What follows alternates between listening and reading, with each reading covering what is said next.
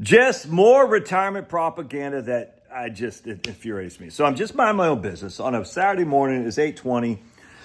I'm reading this paper from MIT. It's the professor from MIT, a guy named James Paterba. All right, and this is from 2014. So I already know it's gonna be suspect, and I'll show you why. And I've said this a million times, but I don't even want to talk about that so much.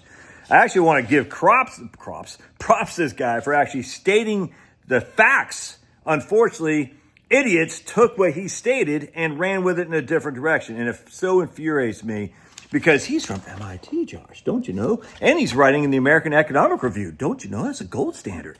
Oh, okay. So, because no one from MIT could ever lie or ever be mistaken. No, because they're from MIT. What's your PhD, Josh? What? Oh, you don't have one? Ooh. I'm like, don't you remember Jonathan Gruber?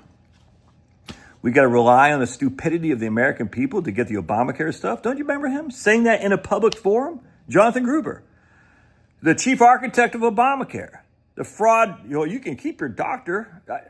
Dude, this guy was a professor of economics at MIT. And he's a scoundrel.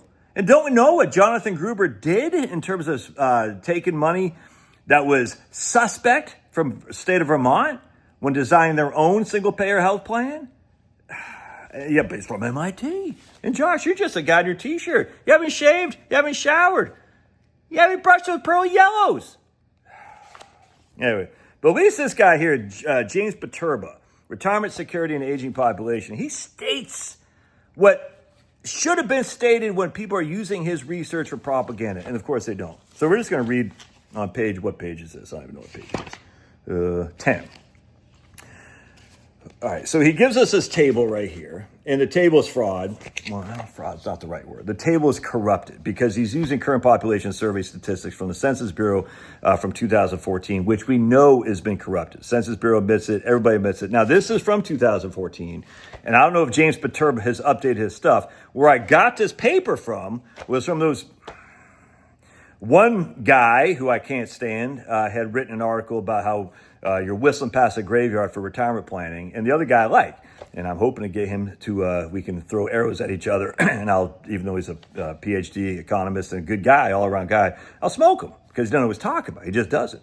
But they cite this research right here from 2014 in a current article to say how bad it is for retirement planning for soon-to-be retirees. And it's bullcrap. Ironically enough, they say themselves that James Paterba never updated this stuff. I don't know if James Paterba is allowed. I have no clue. And I'm saying, well, he should have updated this stuff because he's using bad data. Bad data. The Census Bureau. All right. The current population survey is bad data. But to his credit, James Paterba. So he says right here, Table 6 reports data from the current population survey of the sources of income for individuals over the age of 65. And he goes on to cite the fakehood that basically over, what does he say? 1, 2, 3, the 4 quartiles. 1, 2, 3 quartiles. The lowest 3 quartiles have more than 50% of their income from Social Security. And we know that's simply not true. But he goes on to say, focusing on individuals may undermine the effective living standard of a low income individual who's part of a married couple and whose spouse has income, as it reduces the fraction of respondents with any particular type of income relative to the analogous share of households. For example, in household data, if one spouse in a married couple receives income from an employer-provided pension, the household will be classified as receiving such income. But the individual in the focus of the tabulation, only one of the 2 individuals will be classified as receiving such income. So what he's saying is, if you're me and Charlotte, just use me and Charlotte, and we don't have to have a pension. My Social Security is $4,000. Her Social Security is $1,000.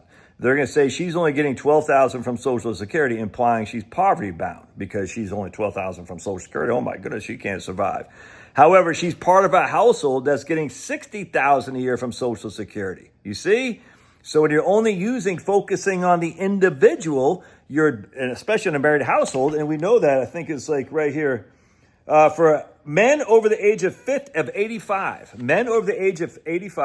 51% were in married households. That's men over the age of 85, mind you. Now, women over the age of 85 Only 16% were in married households. But up until that point, and most women are younger than their husbands, all right? So up until that point of 85 years old, there's going to be 2 people in the household, 2. And if you're only focusing on the individual and you're focused on Martha, who never worked, is only relying on half of her spouse's PIA, and especially if she took it early at 62, she might be only getting $800 a month in Social Security benefit. And you're like, man, she's destitute. But that excludes completely the amount of income she's part of a household that she's getting, which includes freaking Jimmy's retirement plan. It could be his pension and his Social Security and his IRA distributions. And they say it right here, right here. So the entries in Table 6 show that the individuals over the age of 65 receive about 84% of their income from Social Security. But again, focusing on individuals may underestimate the effective living standard of a low-income individual who's part of a household. So if you're just going to sit there and say, look, oh my goodness, these individuals aren't making enough money on bad data anyway, you're like, well, are they married? Well, the facts are the majority of men over the age of 85 are in fact married. All right. Now, the vast majority of women over the age of 85 are not. Why? Because their husbands kicked the bucket. Because their husbands are generally 4 to 5 years older. Which meant that throughout the bulk of their retirement, they were living in 2-income families.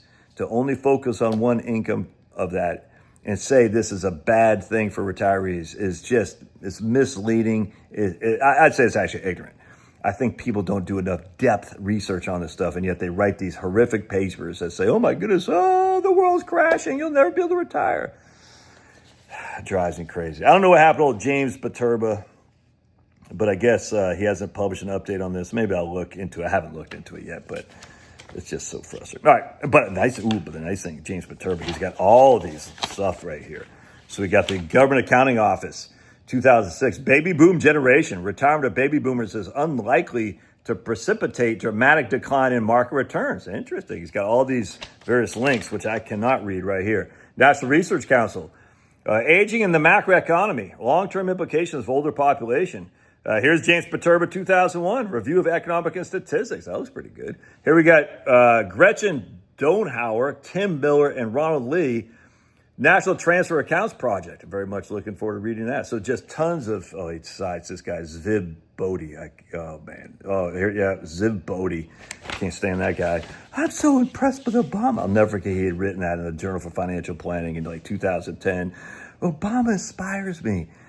Because he goes to BU with Larry Kotlikoff, and the most esteemed professor ever, or economist from BU, Boston University, is Andrew Ocasio-Cortez. Old Sandy Cortez. Anyway, it's funny here. We also got an article from Teresa, what's her freaking name? Girardelli, whatever her name is. You know, we say right here. When I'm 64, the plot against pensions and the plan to save them, from Teresa Ghilarducci. Then we got a guy, Dana Goldman and Peter Orzag. The growing gap in life expectancy, using the future economic model to estimate implications for Social Security and Medicare. Hey, lots of good stuff in here, man. I'm very much looking forward to reading this. But God bless. We'll see you. We don't want to be... then we got Robert Arnott and Denise Chavez. And Arnott writes for, he's the founder of Research Affiliates. Demographic changes, financial markets, and the economy. So some of these guys are stating the baby boomer is going to retire, spend so much money it's going to crash the markets. Other guys are saying that won't happen. So it'd be interesting to see what they come up with. All right, God bless. We'll see you.